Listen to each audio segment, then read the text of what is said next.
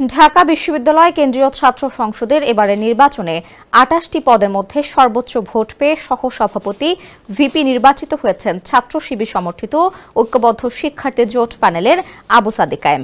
নিরঙ্কুশ এই জয়ের নেপথ্যের গল্প এবং নারীদের জন্য নিরাপদ ক্যাম্পাস, শিক্ষক মূল্যায়ন ব্যবস্থা চালু, শিক্ষার্থীদের খাদ্য ও স্বাস্থ্য নিরাপত্তা নিশ্চিত, ডাকসুকে ক্যালেন্ডার ইভেন্টে পরিণত করা সহ শিক্ষার্থীদের কল্যাণে ভবিষ্যৎ নানান পরিকল্পনার কথা তিনি জানিয়েছেন কালবেলাকে।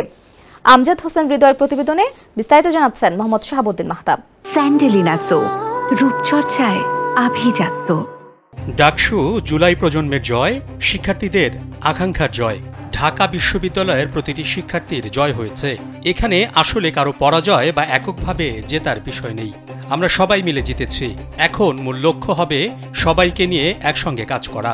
অন্যান্য প্রার্থী যারা নির্বাচন করেছেন তারাও আমাদের সহযোদ্ধা। আমি ভিপি হিসেবে নিজের পরিচয় দিতে চাই না।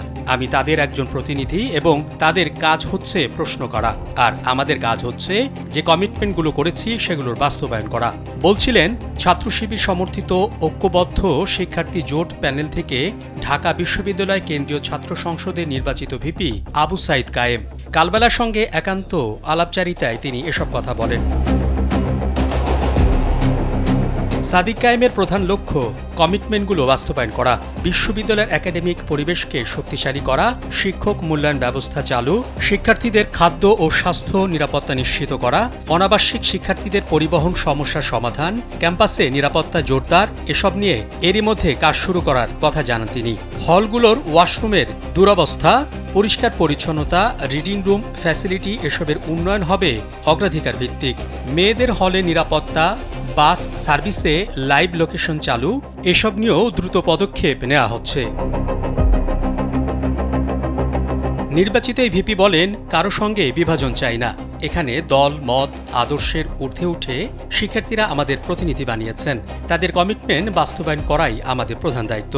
যারা নির্বাচনে প্রতিদ্বন্দ্বিতা করেছেন তাদের ইশতেহার ও প্রত্যাশাগুলো আমরা আমাদের কাজে যুক্ত করতে চাই। তারা আমাদের উপদেষ্টা হিসেবে পাশে থাকবেন, ভুল হলে সমালোচনা করবেন, গাইড করবেন।